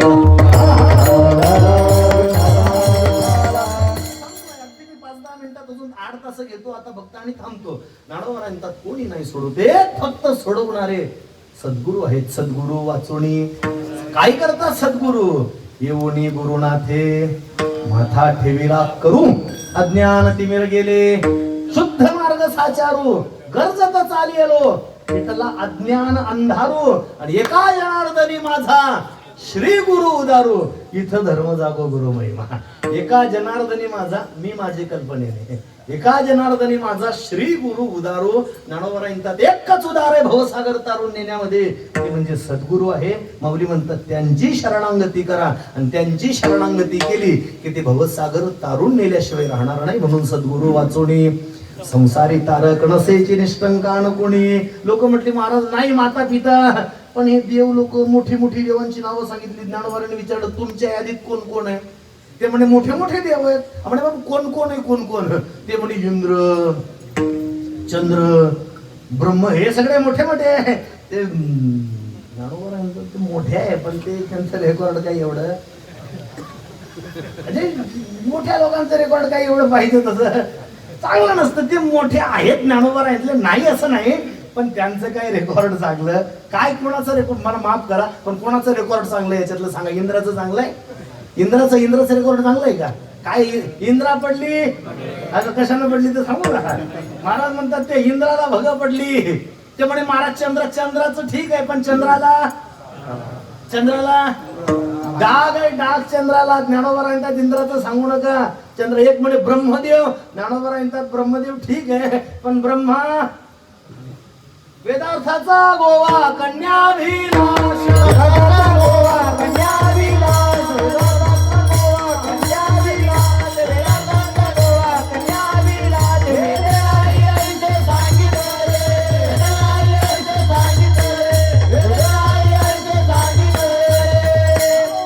काही त्यांचं सांगू नका बाबा, कोण तारून नेणार नाही. इंद्र चंद्र देव ब्रह्मादी करोणी संशयाची श्रेणी.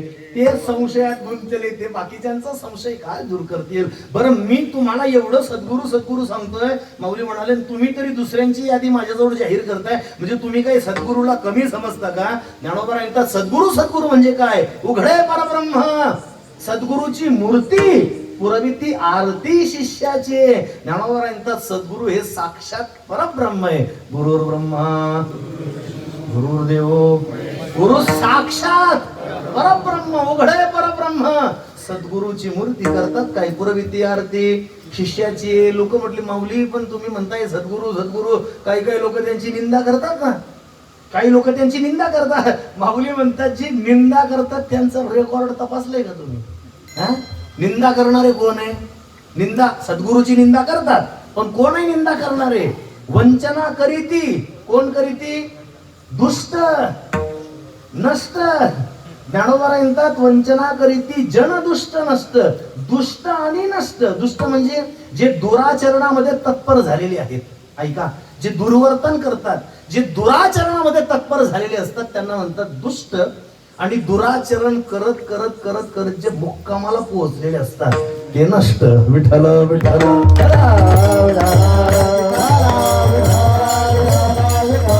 नश्यती धातूपासून नष्ट हा शब्द तयार झाला. ज्ञानोबा जे नाश पावलेले आहेत असे दुष्ट आणि नष्ट हे सद्गुरूची निंदा करतात.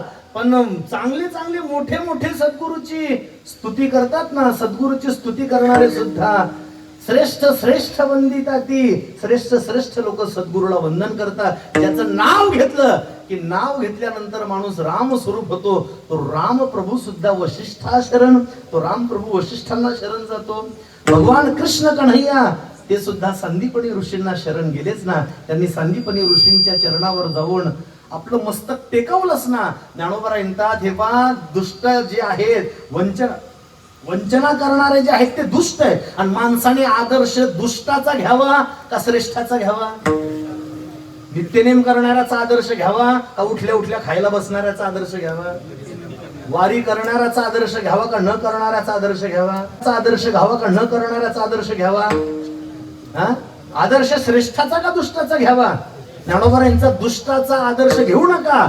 मुख्य श्रेष्ठ श्रेष्ठ सद्गुरूला वंदिता ती सद्गुरूला श्रेष्ठ श्रेष्ठ वंदन करतात त्यांचा तुम्ही आदर्श घ्या. लोक म्हणे माऊली बाकीचं सोडा, पण तुम्ही हे त्यांचे दास झाले, वशिष्ठाचे दास झाले राम, संदीपनींचे दास झाले भगवान श्रीकृष्ण, हे सगळं आम्हाला मान्य आहे. ते सगळं सोडा. फक्त 5 मिनिट बाकी. तुम्ही आम्हाला सांगा तुम्ही कोणाचे दास झालात? ज्ञानोबा म्हणतात मी ज्यांचं आतापासून वर्णन करतोय त्या श्री गुरूंचा मी दास आहे. मला दुसरं एकही साधन माहिती नाही असा अभिप्राय ज्ञानोबा मांडतात अभंगाच्या शेवटच्या. ज्ञानदेव माने श्री गुरुचा ज्ञानदेव माने श्री गुरुचा श्री गुरुचा ज्ञानदेव माने श्री गुरुचा ज्ञानदेव माने श्री गुरुचा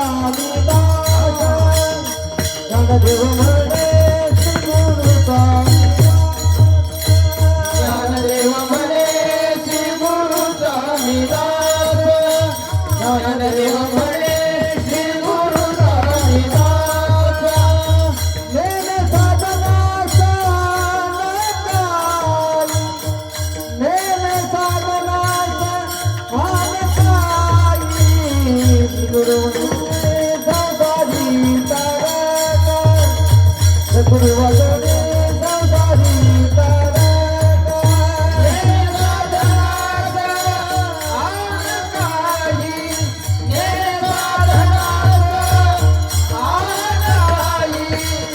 गुरु संसारी तारा गुरु वगैरे संसारी तारा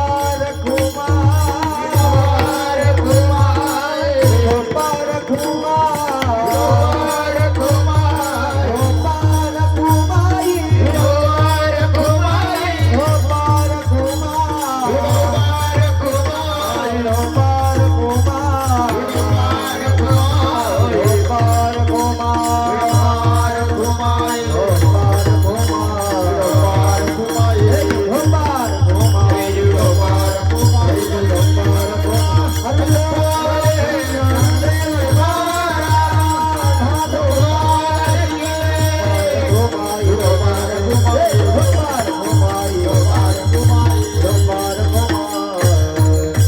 विचारलं, संपलंय, थांबणार आहे मी 2-5 मिनिटं.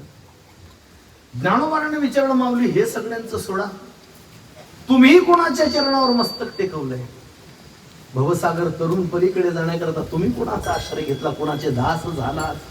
ज्ञानोबाराय सांगतात, ज्ञानदेव म्हणे श्री गुरुचा मी दास. ज्ञानोबाराय म्हणतात, मी माझ्या श्रीगुरु निवृत्तीनाथांचं दासत्व पत्करले. ऐका, ज्ञानोबाराय निवृत्तीचे दास आहेत म्हणून ज्ञानदेव आहेत. आपण प्रवृत्तीचे दास आहोत म्हणून अज्ञानदेव आहोत. विठ्ठल विठ्ठल ज्ञानदेव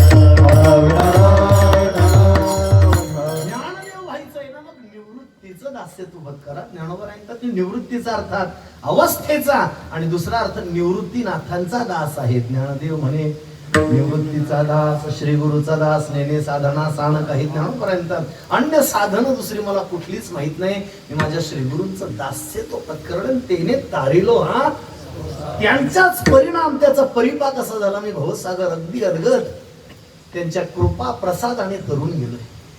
गुरुचे 2 प्रकार, जसे गुरुचे अनेक अशा प्रकारचे प्रकार सांगितलेले आहेत, पण मी मुख्य 2 प्रकार सांगतो. एक शिक्षा गुरु असतात आणि दुसरे दीक्षा गुरु असतात. एक दीक्षा गुरु आणि दुसरे शिक्षा गुरु. दीक्षा गुरु, शिक्षा गुरु माणसाच्या जीवनात अनेक असू शकतात. ऐका, शिक्षा गुरु माणसाच्या जीवनात अनेक असू शकतात, पण दीक्षा गुरु मात्र एकच असतो. शिक्षा गुरु बदलता येतात, दीक्षा गुरु बदलता येत नाही. ज्यांच्याकडून दीक्षा घेतली ना, आपले श्रीगुरु महाराज वैकुंठवासी जरी झाले तरी त्यांनी दिलेला जो मंत्र आहे, अर्थात त्यांनी दिलेलं जो मार्गदर्शन आहे, जो उपदेश आहे, त्याच्यानुसार आपलं जीवन व्यतीत करणं ही त्यांचे विषय असणारी कृतज्ञता श्रद्धा आहे. दीक्षा गुरु बदलता येत नाही, शिक्षा गुरु बदला. भगवान दत्तात्रेयांनी शिक्षा गुरु बदलले. काय ज्ञानोबाराय बोलतात, जो जो घेतला जयाचा गुण तो म्या गुरु केला जाण, गुरु से आले अपारपण, जग संपूर्ण गुरु दिसे. भागवताच्या 11 स्कंदामध्ये उद्धवाचा आणि भगवान परमात्म्याचा जो संवाद आहे, त्याचा अवधूत उपाख्यान नावाचं एक फार सुंदर प्रकरण आहे. त्यात भगवान दत्तात्रेयांनी 24 गुरु केले. 24 गुरु. शिक्षा गुरु बदलता येतात. काय इतके गुरु केले? तसं माणसाची गुणग्राही वृत्ती असावी. शिक्षा गुरु बदलता येतात. सांगू का? श्रवणाकरता माणसाची बुद्धी व्यभिचारी असली तरी चालेल. श्रवणाकरता माणसाची बुद्धी व्यभिचारी असली पाहिजे, म्हणजे कोणाचंही ऐका, श्रवण कोणाचंही करा. श्रवणाकरता बुद्धी व्यभिचारी असली तरी चालेल, पण ज्या वेळेला निष्ठेची वेळ येते त्यावेळेला बुद्धी मात्र पतिव्रता असली पाहिजे. जो चांगला गुण घेऊ वाटला तो आपला, जो घेतला जयाचा गुण तो म्या गुरु केला. ज्याच्यातला जो चांगला गुण घ्यावा वाटला तो आपला शिक्षा गुरु झाला. शिक्षा गुरु. गुरु अनेक करता येतात. भगवान दत्तात्रेयांनी 24 केले. काय सांगतात भगवान दत्तात्रय? भगवान दत्तात्रय आपल्याला हे शिकवतात की जगात प्रत्येकामध्ये काही ना काही चांगलं असतं. जगात प्रत्येकात चांगलं असतं, पण त्याच्यातला तो चांगला गुण आपल्याला दिसावा याच्याकरता आपण नजर जरा सूक्ष्म केली पाहिजे, बारीक नजर केली पाहिजे. जोपर्यंत नजर सूक्ष्म करत नाही ना, तोपर्यंत आपल्याला कशातलं चांगलं दिसत नाही. मला माफ करा, आपल्या नजरा स्थूल झाल्या. हो, आपल्या नजरा स्थूल झाल्या, त्याच्यामुळे आपल्याला कशातच चांगलं दिसत नाही. कशात? ते मिर्झा गालिब नावाचे एक शायर होऊन गेले महाराज, माहिती तुम्हाला? मिर्झा गालिब. फार छोटं वाक्य आहे त्यांचं. ते म्हणायचे, उम्र भर गालिब यही भूल करता रहा, उम्र भर गालिब यही भूल करता रहा, धूल चेहरे पे थी आईना साफ करता रहा. आपलं तेच चाललंय. धूळ आपल्या चेहऱ्यावर बसली आहे. सगळे आरसा साफ करायच्या नादी लागले. जाता जाता माझा प्रामाणिक सल्ला आहे, कधीतरी चेहरा साफ करा. आरसा साफ करण्याची गरज शिल्लक राहणार नाही. प्रत्येकात चांगलं असतं आणि ती गणग्राही वृत्ती माणसाची असावी याच्याकरता नजर सूक्ष्म करा. भगवान दत्तात्रेयांनी सूक्ष्म केली आणि प्रत्येकातलं चांगलं शोधून घेतलं, चांगलं निहाळलं आणि म्हणून 24 शिक्षा गुरु केले. पण दीक्षा गुरु मात्र एक असतो, ज्यांच्याकडून मंत्र घेतला ते गेले जरी तरी त्यांच्या वचनावर विश्वास ठेवून जीवन घडत राहणं, तो मंत्र जपत राहणं, हे दीक्षा गुरु असतात. दीक्षा गुरु बदलायचा, दीक्षा गुरु बदलायचा नसतो. ते आमच्या अंजाळ्याला एक म्हातारी आली बाबा, मागची 2-3 महिन्यापूर्वीची गोष्ट आहे. आमची महिनावारी असते तिथे एक म्हातारी आली आणि ती म्हातारी जवळजवळ 80 वर्ष आजीचं वय. आणि तिथे आल्यानंतर म्हणे, महाराज मला माळ घालायची. गुरु करत म्हटलं, अजय माझ्या वयापेक्षा तुझा परमार्थ जास्त. माझं जन्म 89 सालचा आहे, अवघं 37 वर्ष वय माझं, मला फक्त ढेरीने धोका दिलाय. म्हणजे असावं थोडं. आणि मी असं म्हणतो बा, एअरबॅग्स फक्त लक्झरी गाड्यांना असते, टेम्पोला एअरबॅग नसतात. विठ्ठला विठ्ठला थोडं पाहिजे. जसं वाजवणारा बोटात तकथक, वाजवणारा बोटात, गाणारा ओठात, आणि कीर्तनकार पोटात. विठ्ठला विठ्ठला. आजी आजी 80 वर्षाची म्हटलं, आजी तू आजपर्यंत गुरुच केला नाही. आजी म्हटलं असं कसा केला नाही. मी ज्या वेळेला 20 वर्षाची होती आणि आमच्या वडिलांसोबत काशीला गेली होती. म्हटलं मग ती म्हणजे काशीला एका साधूच्या दर्शनाला गेली, आवडलं मला त्यांचं, आणि मी त्या साधूकडून अनुग्रह घेतला. म्हटलं मग आजी म्हणायची काय नाही, पत्र व्यवहार असायचा, 2-4 महिन्यात पत्र यायचं, इकडनं मी पाठवायची खुशाली करता. एक दिवशी पत्र आलं 4-6 वर्षांनी की तुमचे श्री गुरु महाराज गेले. म्हटलं मग आजी म्हटली मग नंतर माझं लग्न झालं. लग्न झाल्यानंतर आम्ही दोघं जण एकदा प्रयागराजला गेलो कुंभात. म्हटलं मग आजी म्हणे कुंभामध्ये मी एका साधूला गुरु केलं. म्हटलं मग आजी म्हणे त्यांचाही 4-6 वर्षांनी निरोप आला की गुरु महाराज. म्हटलं मग म्हणे आजी म्हणे मी मागे काही 15-20 वर्षापूर्वी पंढरपूरला गेले. म्हटलं मग म्हणे मी वाढवंटात कीर्तन ऐकलं कार्तिकी वारीत. म्हटलं मग नाही म्हणे कीर्तन ऐकलं, मला उपरती झाली, माळ घातली, गुरुदीक्षा घेतली. म्हटलं मग काय नाही म्हणे मंत्र जप करत होते तोपर्यंत फोनचं ते सगळं सुरू झालेलं, आणि एक दिवशी आश्रमातून फोन आला की तुमचे गुरु महाराज. म्हटलं मग नाही म्हणे आता तुझं कीर्तन ऐकलं,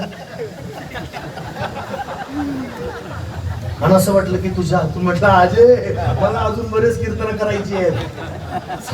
गंमत सोडा, ऐका, पण दीक्षा गुरु बदलायचा नसतो. शिक्षा गुरु भलेही बदला, पण दीक्षा गुरु मात्र जीवनामध्ये एकच असतो. आणि सांगू का, बस समारोपाचं वाक्य सांगतो आणि थांबतो. मरायचंच असेल ना, चांगल्या डॉक्टरच्या हातून मरा. मारायचंच आहे, पण चांगल्या डॉक्टरच्या हातून मरा.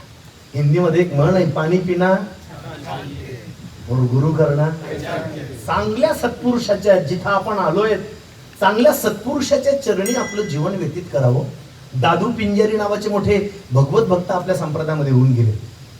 ते दादू पिंजारींकडे एक कोतवाल गेला त्या परिसरातला. तो कोतवाल तिथे गेल्यानंतर त्याला दादू पिंजारी नाव ऐकलं होतं. आणि दादू पिंजारी जवळ गेल्यानंतर ते म्हणे का मला दादू महाराजांना भेटायचंय. दादू महाराज स्वतः झाडत होते. दादू महाराजांना भेटायचंय म्हटल्यानंतर दादू महाराज म्हटले अरे मीच दादू आहे. त्याला असा राग आला. महाराज त्याने खणखण दादू महाराजांच्या कानात लगावली. दादू महाराज काहीच बोलले नाही, काहीच बोलले नाही. तो म्हटला का रे तू झाडणारा इथं आश्रमातून स्वतःला दादू महाराज म्हणतो. त्याला वेगळ्या अपेक्षा असतात. महाराज म्हटलं की मोठं काहीतरी असावं, ते दाढी बिडी काही असतं ना म्हणतात. पण मी आता जेवताना, पहिलाच प्रसंग, जेवताना मी अगदी बाल स्वरूप आहे नानांचं, अगदी लहान मुलांप्रमाणे स्वभाव, बाल स्वरूप. जेवताना आण रे चपाती आण रे टाक थोडीशी भाजी, काही नाही, सकाळपासून तसेच बसून आहेत ते. पण अगदी सहज कमी मठाधिपती घेतला आणि मग तो थाड वाढ काहीच नाही. महाराज अगदी साधूची, मोठ्या माणसाची लक्षण असतात. आपल्या जवळ बसणाऱ्याला ते कधीच छोटं समजत नाही, ते मोठे असतात. आणि आपल्या जवळ बसणाऱ्याला जे छोटं समजतात ते मोठे नसतात. खऱ्या अर्थानं ते जे आपल्या जवळ बसणाऱ्याला छोटं समजतात ते मोठे नसतात. ते काय असतात? छोटे नाही हो, ते खोटे असतात. अच्छा, खोटे असतात ते. पण आपल्या जवळ बसणाऱ्याला कधीच मोठे सत्पुरुष हे छोटं समजत नाही. अगदी सहज त्यांचं वागणं असतं, सहजता त्यांच्या जीवनात असते. जशी मी नानांची पाहिली आता काही सेकंदात, तेवढ्या त्या काही 10-5 मिनिटाच्या वेळा दादू महाराज जेवायला बसले, ते बसत होते, झाडत होते, खणखण कानात लगावली. तो आश्रमात गेला आणि त्याने शिष्यांना विचारलं, म्हणे मला दादू महाराजांना भेटायचंय. शिष्यांनी सांगितलं जे झाडत होते ना तेच दादू महाराज आहेत. त्याला घाम फुटला. तो म्हटला मी त्यांचा अनुग्रह घेण्याकरता आलो, आणि आल्या आल्या त्यांच्या कानशिलात लगावली. तो दादू महाराजांजवळ गेला आणि पाय धरले आणि सांगितले, महाराज मला माफ करावं, माफ करा, माझ्याकडनं उपमर्द घडला, अपमान झाला, तुमच्या कानशिलात माझ्याकडनं लगावली गेली. दादू साधू हृदय हो, निंदी कोणी मारी, वनली कोणी पूजा करी, माझं हेही नाही तेही नाही, वेगळा दोही पासूनही, त्याच्या पलीकडे गेलेलं जीवन साधूच असतं. दादू महाराजांनी सांगितलं, बाबा अरे हरकत नाही, हरकत नाही. दादू महाराजांनी त्याला सांगितलं ती अक्षय तृतीयेची घागर असते, घागर तुमच्याकडे भरतात का? आपण नाही. ती अक्षय तृतीयेची घागर असते, घागर किती वेळा करता लागते? ती तासाभरा करता भरायची असते, 1 तासा करता. पण ती कुंभाराकडून घेत असताना लोक कशी घेतात? वाजून घेतात. दादू महाराजांचे शब्द आहेत त्या कोतवालाला. दादू महाराज म्हटले तासाभरा करता लागणारी घागर जशी 3-3दा वाजून घेतात. 1च तास लागते, पण 1 तास लागणारी घागर 3-3दा वाजून घेतात. सगळं आयुष्य ज्याच्या चरणावर व्हायचंय तो वाजवून घ्यायला नको का? दादू महाराज म्हटले तुम्हाला वाजवून घेतलं बाबा. असे मुद्दा एवढाच आहे, कसोटीला उतरवून घेतलं. माझं विनंती सगळ्यांना, नानांविषयी आपल्या अंतःकरणामध्ये अतीव श्रद्धा आहे. त्या श्रद्धेचा हा सगळा परिपाक आहे आज दिवसभराचा आणि आतापर्यंतचा. पूजनीय नानांविषयी आपल्या अंतःकरणामध्ये अतीव श्रद्धा आहेच, पण भगवान कपालेश्वरांच्या कृपेनं नानांविषयी आपल्या अंतःकरणात असणारी श्रद्धा दिवसेंदिवस वृद्धिंगत होत जावं ही कपालेश्वराच्या चरणी प्रार्थना करतो. उपस्थित सर्वच मंडळी, सर्वांचे चरणी विनम्र भावी अभिवादन. यांच्या गुरुपूजन सोहळ्यानिमित्त आपण उपस्थित आहात, त्या पूजनी नानांच्या चरणी मी त्रिवार अभिवादन करतो. परिसरातील सगळीच मंडळी, सर्वांचे चरणी पुन्हा पुन्हा विनम्र भावी अभिवादन. सगळी गुणीजन गुरुबंधू मंडळीने आपण पुन्हा सर्वांना अभिवादन करून जाता जाता सगळ्यांना विनंती इतकीच आहे, फार कमी वेळ आपल्याकडे शिल्लक राहिलाय. कमी म्हणजे घड्याळातला नाही आहे, जीवनातला. लोक म्हणतात हे आता होते हो, आता गेले. कधी काय कोणाचं होईल काही सांगता येत नाही. माझी विनंती आहे, फार कमी वेळ आपल्याकडे शिल्लक आहे आणि एवढ्या कमी वेळात कोणाचा द्वेष करू नका, कोणाचा मत्सर करू नका, कोणाशी स्पर्धा करू नका. जाता जाता विनंती सगळ्यांना, जीवनामध्ये कोण आपल्याशी कसं वागतंय, पुन्हा सांगतो, जीवनामध्ये कोण आपल्याशी कसं वागतंय याच्यापेक्षा आपल्याला सगळ्यांशी कसं चांगलं वागता येईल हाच कल्याणाचा मार्ग आहे. आणि तो कल्याणाचा मार्ग भगवान कपालेश्वरांनी सगळ्या जगाला दाखवावा अशी प्रभू चरणी प्रार्थना करून माझ्या विराम देतो. ज्ञानेश्वर परम